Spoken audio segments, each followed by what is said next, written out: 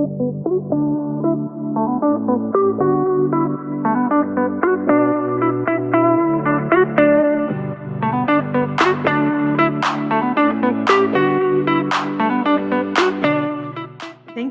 you very much, Marcelo.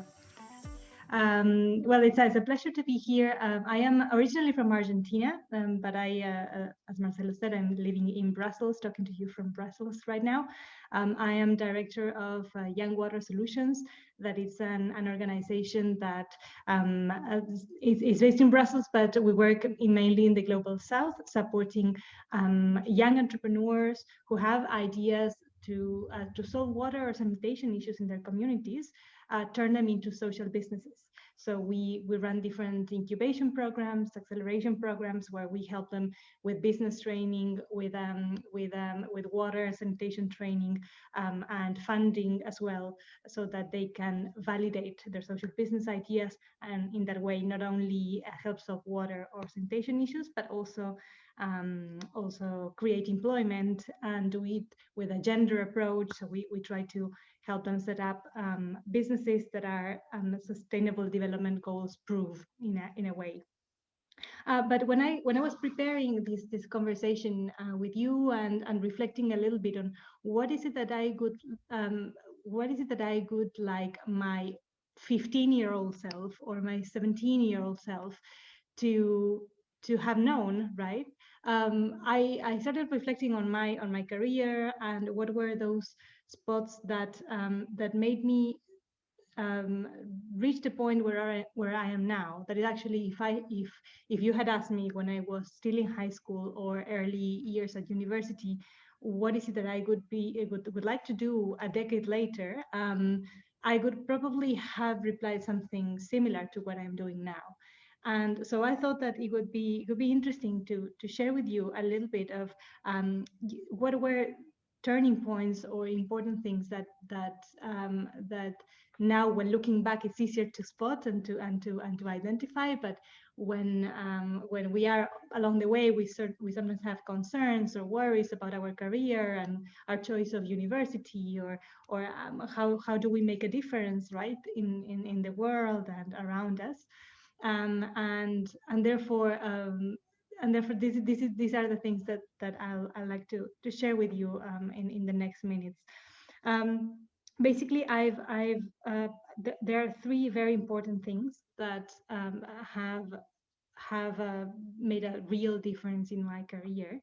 And the first one is what I would say that as a piece of advice, like what you do with your free time when you are a student matters a lot in your career afterwards.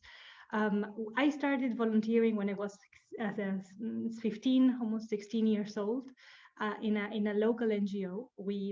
It's called Ecoclubes. We were doing environmental sustainability projects. Actually, the very first project I ever did was water related. It was an activity to raise awareness on World Water Day. I had no idea back then that then I would turn water into my career.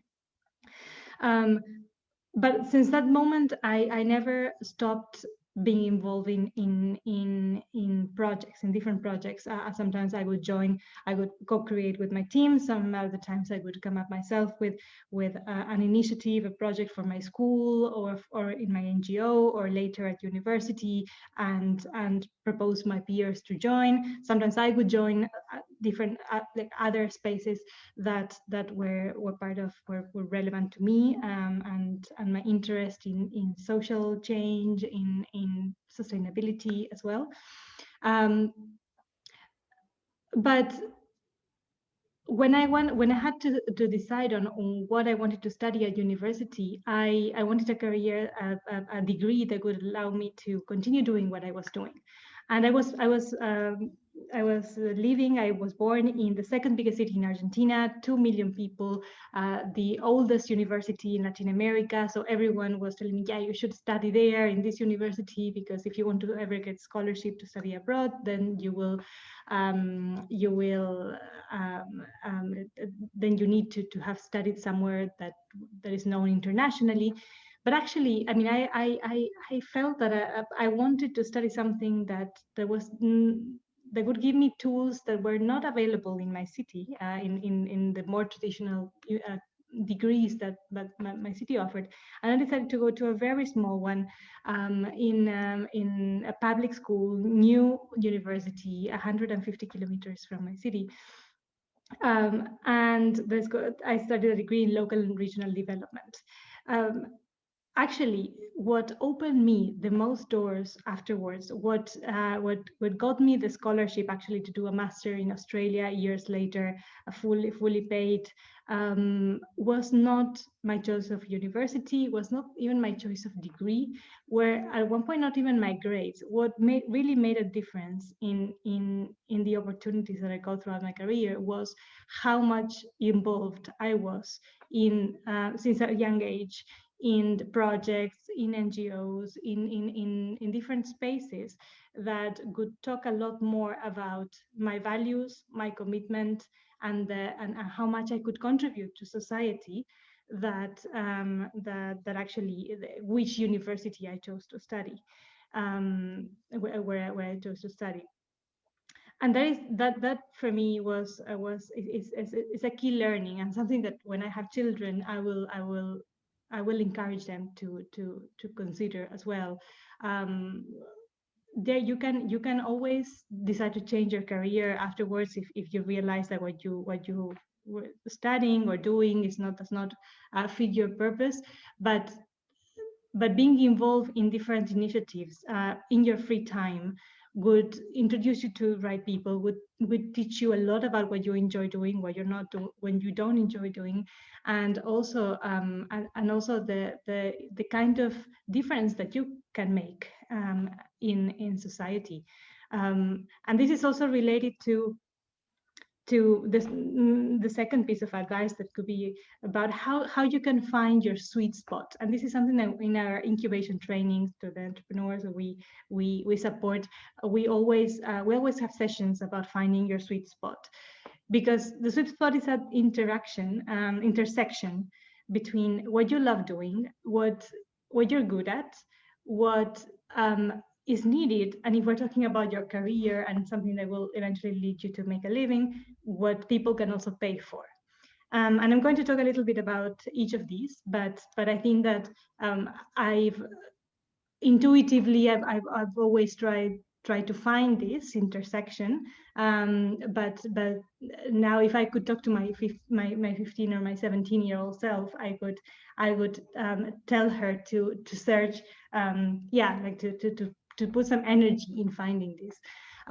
What you love doing is certainly important in your choice of career, because it is, we spend most of our time sleeping and also working, right, throughout our lives, and doing something that allows you to wake up excited in the morning, that fulfills you, that gives you joy, is going to be a guarantee of lots of happy moments in your life, because most of your day, I mean, you spend doing something that is aligned with you, and therefore like what you love doing in the sweet spot is a very, very important part. What your sweet spot is also related to what you're good at, right? So our choice of career needs to be related to something that allows us to, that comes naturally to us in a way that we can be skillful at.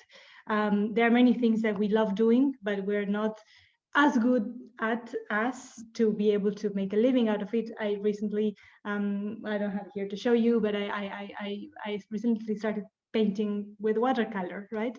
And I love doing it. It really helps me relax and connect, and I love painting with watercolor.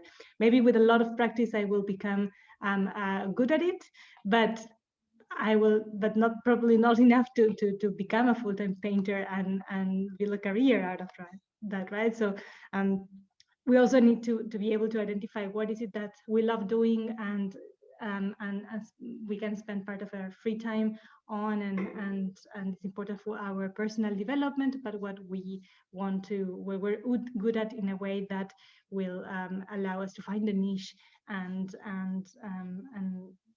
yeah, and build a career around that. The third part of the intersection is something that is needed, and this is a very important one, because there are so many needs in society. Everywhere we look, there is something that we could do to improve the quality of life of people around us.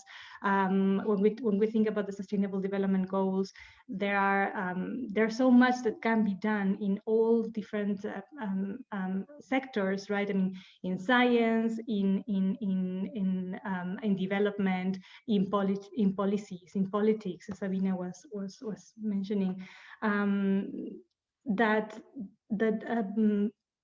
if we can if we can explore what is it that we enjoy doing that is of service to others, then we will certainly also not only have a fulfilling career as well, but also probably have opportunities that come up, because what we're doing is meaningful and is needed in society, and there is a tendency to work in these areas. So what you love doing, what you're good at, what is needed, and finally also, if we're talking about a career, what people can pay for. And this is something that differentiates what we can do as volunteer work in our free time, which I believe it's absolutely important. As I said before, all the most of the doors in my life have been opened due to how much volunteering work I did when I was a teenager and young adult. But when we're talking about our jobs, and if we want to spend most of our time doing what we love, what we're good at, and what is needed, then we also need to find a way of being paid for that. And whether it is through an employer, as becoming skillful and something that an organization will find value in, and will be able to engage us as part of a team working on that, or whether we are self-employed and we are, for example, entrepreneurs, as our young water fellows, as we call them. Everyone needs to have a service, a product, or that someone will be able to retribute financially.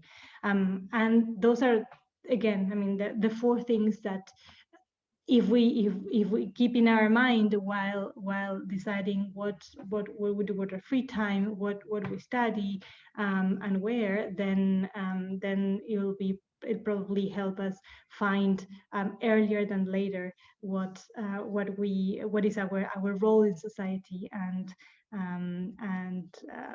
yeah, and how we want to contribute to it.